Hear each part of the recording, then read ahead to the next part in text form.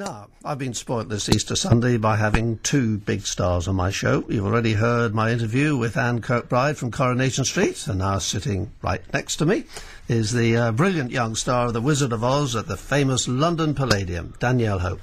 She's an Ormston lass and has come home to see her mum this weekend on a few precious days off from the show.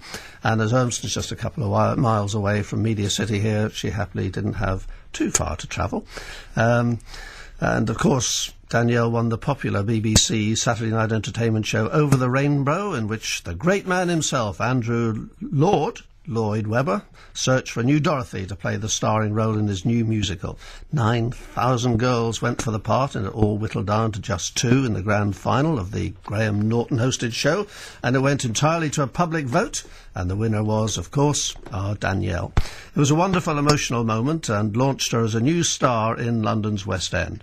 The Wizard of Oz duly opened at the Palladium last March on a glittering night of stars and won a terrific standing ovation from some of the top names in show business.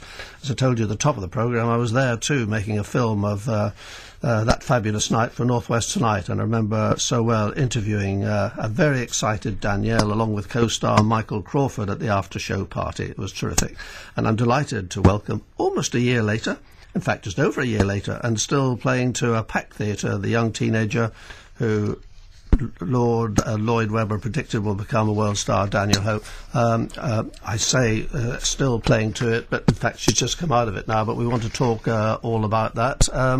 First of all, great to see you. Yes, good morning. Happy Easter. Thanks for coming in. How many days off have you got? I'm going back to London on Monday evening, but I've actually got a couple of weeks off now before I start Les Miserables at the Queen's Theatre. I start rehearsals on the 14th of May. So excellent. I was going to come on to that. We'll talk about that in a minute, because that is my favourite musical. Oh, brilliant. I just think it's absolutely brilliant. And of course we had it here in Manchester not that long ago. Yes, yeah. And it was terrific, and certainly all the things they did with the backdrop and the scenery now was absolutely terrific from the earlier years when I first saw it. So I don't know whether it's still the same as that. But how often do you come home to Ormston to see your mum and the family? I've had a few weeks off now, so I've had like a bit more opportunity to like come home and stuff at the weekend. But it's just when I can, to be honest, because obviously London is where I live now, where I'm based, and I love London. But it's always nice to come home, isn't it? Especially on like an Easter bank holiday weekend like this. It's nice to be home with the family, see everybody. And do you miss Wizard of Oz? Yes, I do. I mean, it's such a huge part of my life, and it was 2 years that I had the part, and I did the show, for the 12 months, and me and Michael Crawford, both stood on the stage every night for 12 months, and it was great, and it was such, like I say, a huge part of my life, but I just thought that my kind of time with that was, had come to an end, and it was time to let somebody else take over and move on to something new. And who has taken over from you? Sophie Evans, who came second in Over the Rainbow, so yeah. Yes. She's great. In fact, she stood in, did she not? Yes, she was alternate as well, so that was great. Yeah. Was it not a bit, or is it not a bit monotonous performing the same thing night after night after night after night after night? Yeah, you'd think so, but I think, especially with a show like The Wizard of Oz, I mean, with any show, that's your job. You've got a dog, so it's never the same night after night, ever, because the dog's different and they're doing different things. And, sometimes people will be on holiday, so you'll have understudies in, so you'll never get the exact same show, and I think that's the beauty of live theatre, is you're never doing the same thing because it's always slightly different. And you got the night I was there, the big night of stars, you got quite rightly a standing ovation. Was that a regular occurrence? I mean, at most shows, did they leap to their feet at the end? Yeah, I mean, it completely depends on the atmosphere and the audience, and I think it just takes one or two people to come to their feet, and then everybody kind of follows. So I think it just takes those one or two brave people to go, yeah, we can, okay, because I think because we carry on singing and there's quite a lot of bows, you never know when to get up. I know when I go to theatre, I'm like, can I stand yet? No, one more. Okay, no. I know exactly how you feel. I mean, you find some audiences are more boisterous than others and keener to leap to their feet, do you, than more sedate audiences? Yeah, definitely. I mean, it depends who's in there, and if there's a lot of adults or a lot of kids or a lot of families. It just completely depends on the feeling in the audience, but we always have such a warm reception, and I think you do at the Palladium, and it always feels amazing and thrilling at the end of a show when you just hear the sound coming from the auditorium. Now, be honest with me, right? Be honest. Are you a bit disappointed if you don't get a standing ovation? Do you think to yourself, you miserable lot?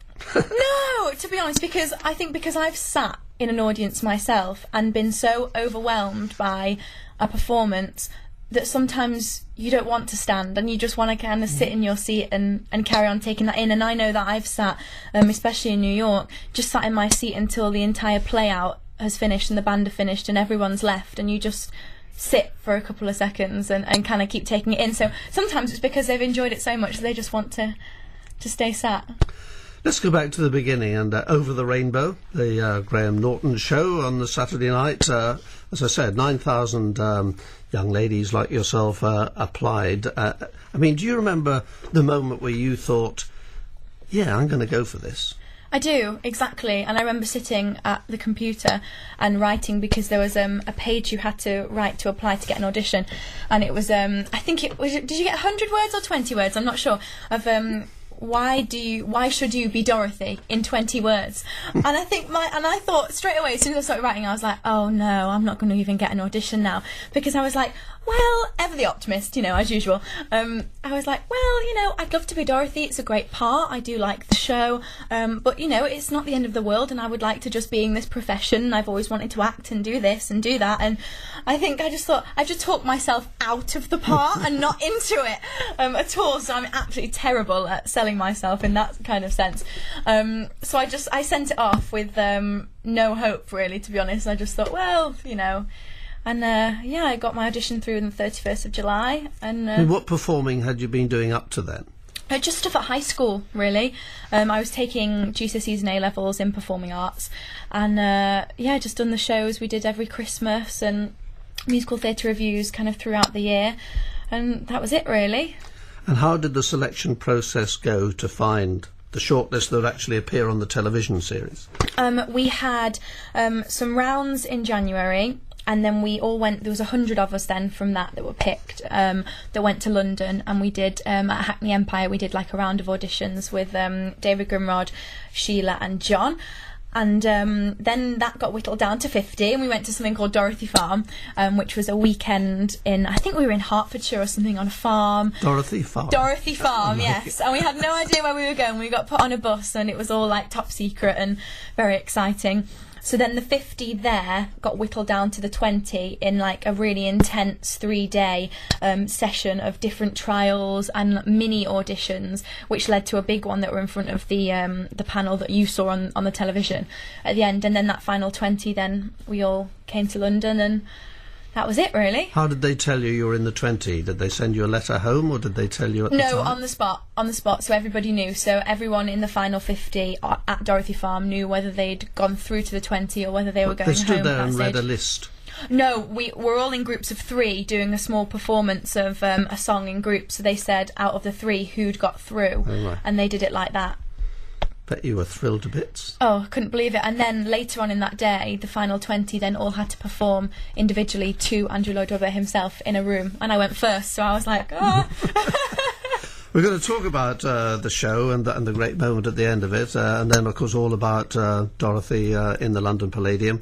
In just a moment, we need to catch up on the latest travel update from all around the region. And here's Sarah Jane to do just that. BBC Radio Manchester 2020 traffic.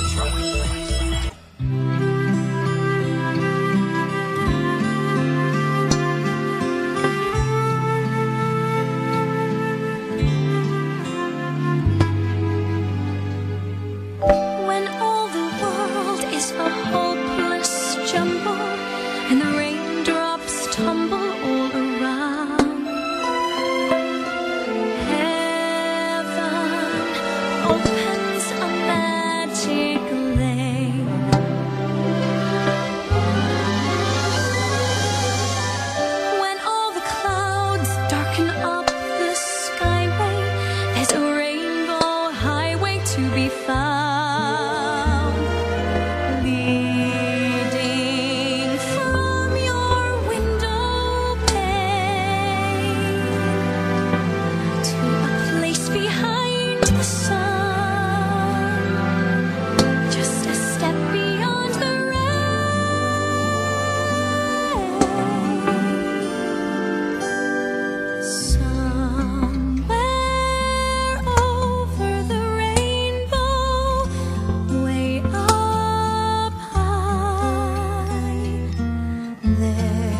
was a land that I've heard of once in a lullaby.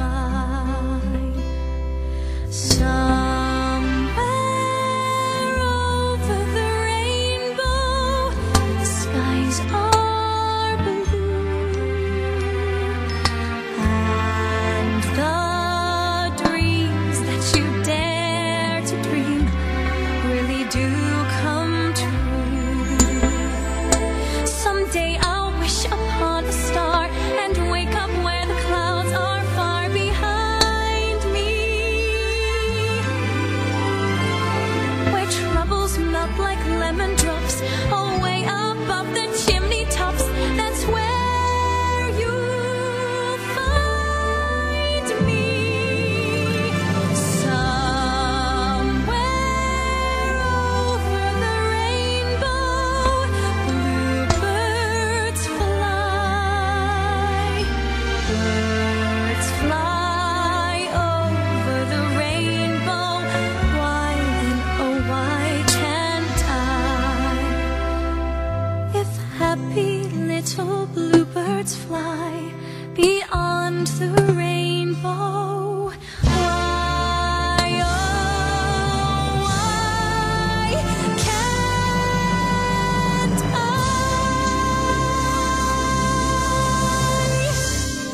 The beautiful voice there of Danielle Hope over the rainbow, and she is with me, I'm happy to say, live in the studio, conducting that last bit with me at the end there. It'll never leave you, will it? No, no. No, we were talking about the TV show, the Graham Norton show, Over the Rainbow, where you're all competing to get this role of Dorothy and become a West End star. What was the experience like performing week after week with the tensions of the vote every week and the volume of work you must have had to do to learn new songs every week, and the dance routines and acting as well? I mean, it must have been totally exhausting. Oh, exhilarating, but exhausting. We worked all the way through the week rehearsing and then getting in the studio, and you know, when we were first working as well, the cameras were still new to us. So kind of getting all of that as well, because you're fine, because you're in a rehearsal room and you're doing the singing, the dancing, the acting that you're comfortable with. Then you get into a huge, you know, BBC recording, filming studio, and you think, oh my gosh, you know, I've got all these things to deal with as well. And then all the interviews as well when we got home, back into the house, and there were things filming there. And, you know, so it wasn't just about the rehearsing, performing, it was all the other stuff, I think, that was, you know, the exhausting bit. But just mad. And I think now, because I've finished doing The Wizard of Oz and I've actually had a few weeks to kind of reflect on the past 2 years and look at it all and just go, oh my god, like, we did that, us girls, you know, from ages 16, 17, you know, got through that and did it, and I don't know how, and it was amazing. And looking back and just remembering little details and stuff now, and it was amazing. Such a crazy experience that I don't, because I still haven't watched any of it as well, so I've never... What? No, I know, I haven't. I completely swear I have not watched a single episode yet. Well, you have to watch the final, because it's brilliant, it's emotional, it's everything. And I come down to that final now. I mean, just the two of you, this glittering prize, tantalisingly so close, and yet so close it could all disappear in one moment. Completely. When it's announced at the end. What was the pressure like that day? Well, that music was enough, wasn't it? Dun, dun, it was like, oh my gosh. So if that didn't get you going, I don't know what would. I think that's the worst bit, isn't it? Is coming right down to the final, because it's like anything. You either want to miss it by a long shot or go the whole hog, don't you? You don't want to get all that way and work it all up, because you're so emotional. And but I think, you know, me and Sophie, and I think Sophie will say the same, is we all got to the point in the final, really, and Lauren, and we all sat down and just went, right, one of us has to win this. If one, you know, the other two can't, whatever happens now, we've done this, we got to the final, and, you know, that's it, that's enough of an achievement. And we just had to go in with that kind of attitude, because if you lay all of your hopes and dreams and emotions on that one thing and then you don't get it, I just don't know how you'd be able to, you know, like, recover. So we all just went in really positive and really like, you know what, whoever gets this, great, now we've done this, we've achieved it.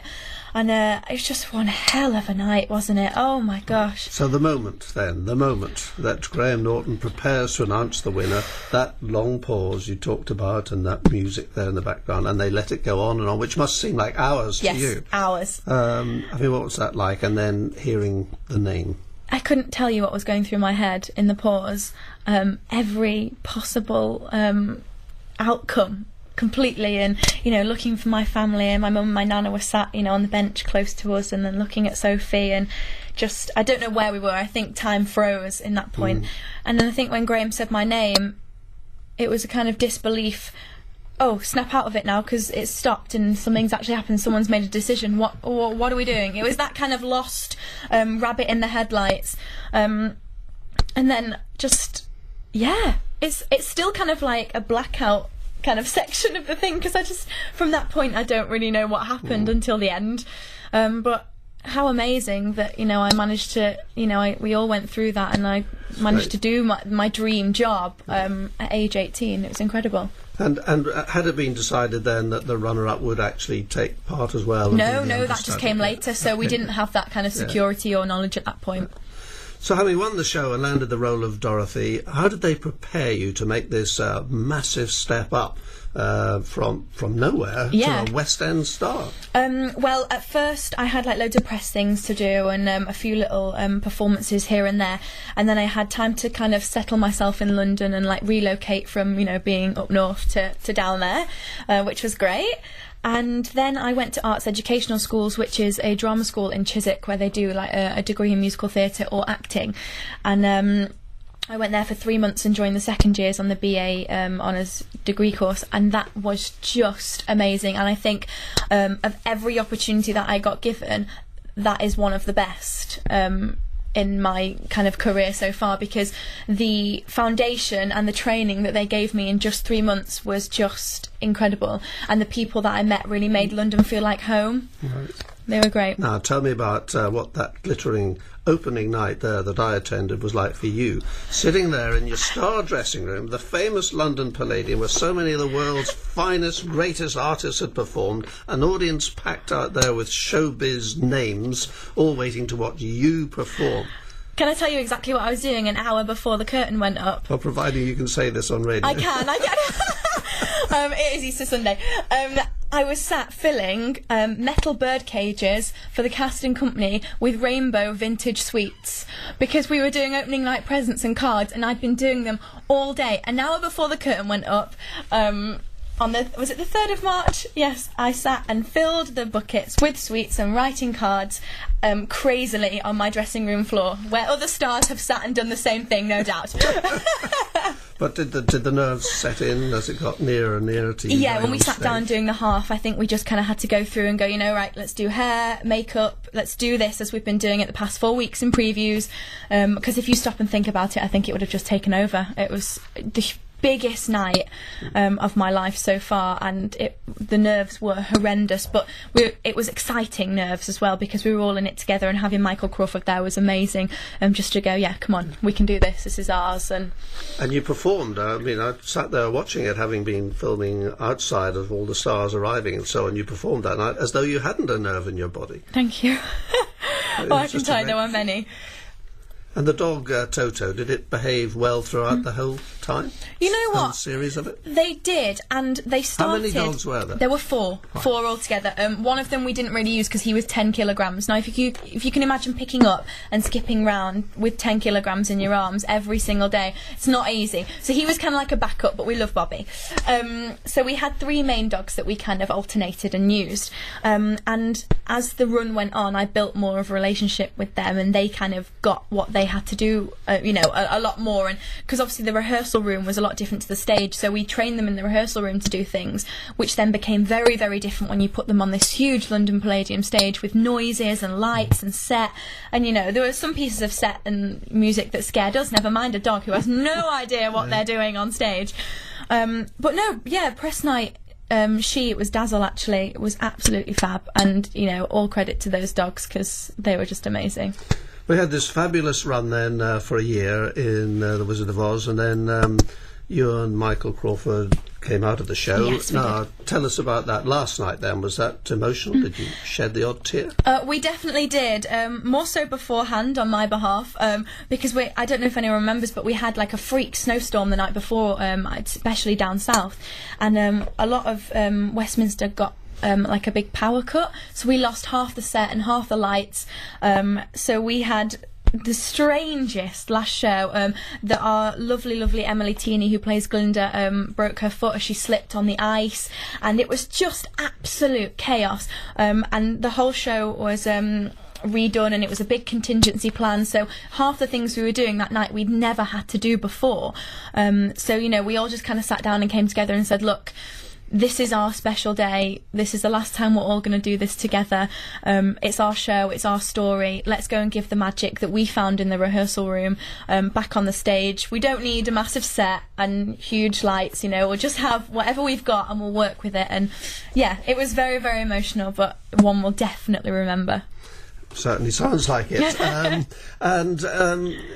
I think always the big problem, once you've won one of these shows and you get the role that you've been auditioning for, if you like, and you get into the West End as a star, the big thing is what comes next. That's always going to be a big difficulty, and yet you've landed the big one. You've got Les Mis coming up. I have, yes. I'm starting Eponine in Les Mis at the Queen's on Shaftesbury Avenue on the 18th of June, which I'm absolutely thrilled about, because the part is completely different to Dorothy, both vocally and character, and everything about her is something that I'm absolutely desperate to play, and the whole unrequited love, and she's very angsty and a bit gritty, and I'm really looking forward just to getting my teeth into something else, and I feel very, very lucky to be part of such a huge, successful show on my first job.